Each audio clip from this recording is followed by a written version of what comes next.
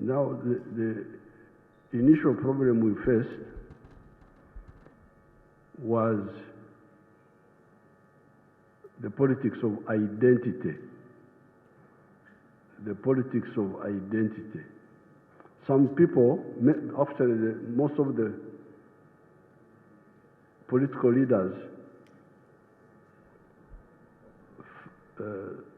thought that politics should be for identity groups, tribes, religion, gender chauvinism, the three what we regard as mistakes. The politics of tribes, politics of religion, politics of gender chauvinism, looking down upon women. That was the dominant politics in Africa. If you take Nigeria, that was the big problem. When Nigeria almost broke up between the Hausa, northern region, the Igbo, the Biafra, Yoruba, and so on. Even in Ghana we had quite a bit of that. The Ashanti, Kofi Busia, the Ewe, Bedema, these other pharaohs, Nkrumah, the Nzima. So, when I see you, I can't resist.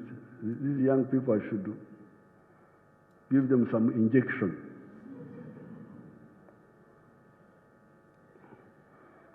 Now, we came on the scene in the 1960s when the Nkrumahs had been active for a long time. From the 1930s, 30s, 40s, Nkrumah was already active. But for us, we came on the scene in the 1960s. And when we came, we found that politics of identity, religion, like Abubakar Tafawa Balewa for the northern region of Nigeria, Hausa Fulani, Muslim, Christian. Then you had Namudi Azikiwe, Igbo. Then you had Awolowo, Yoruba. Even here, it was the same story. You had a party for Catholics, a party for Protestants, a party for one of the tribes, the Baganda. So when we came, we analyzed this and said, what is the historical mission? What is the historical mission? When we analyzed the history of the world, the history of humanity, for the last 4.5 million years, because the human being has been here for 4.5 million years. The human being, Homo sapiens sapien, you remember that evolution of human beings. The wise man evolved about 4.5 million years ago.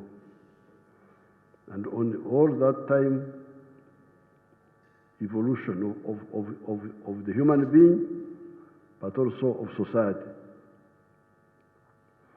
So the prosperity, so we said, what is the mission of leaders, political, even professional, like you? What is their mission that is useful? Because you can have wrong missions and the right missions. Missions can be wrong or right.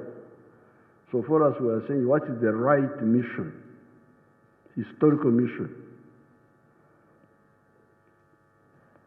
After a lot of analysis, we said that historical mission number one for leaders must be prosperity for the people. So in other words, the people, they know how to look for opportunity. They were in northern Nigeria looking for opportunity because there was opportunity there, more than in their own area. But because of the wrong politics, they were now being targeted. So they had to run back, to abandon their opportunity and go back to Igbo land. So that's why we said no. You people, it seems prosperity comes from interdependence of the communities of Uganda. The interdependence, my tribe plus the tribes of other areas working together, selling to one another, that's what will create prosperity.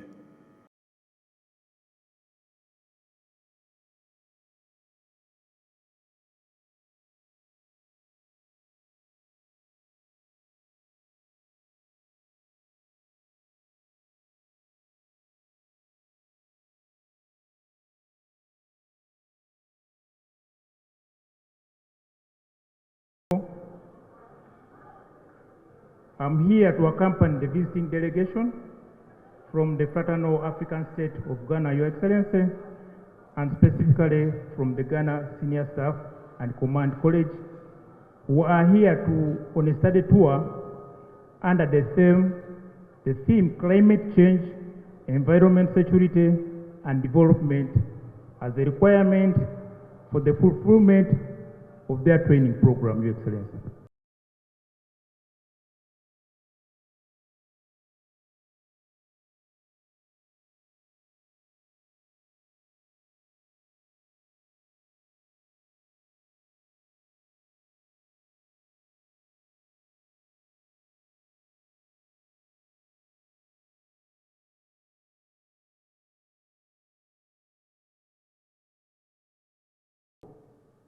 As 98 students. Of the 98, we have 67 Ghanaians and 31 from 16 allied African countries. The course here are members of senior course 46.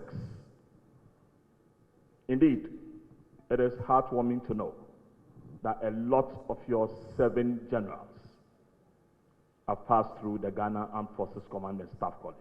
I even saw one brigadier general who was my student this afternoon. Every year, we select a theme and visit African countries to research on the theme. This year, we are visiting 4 countries: Republic of Uganda, Republic of Zimbabwe, Republic of Liberia, and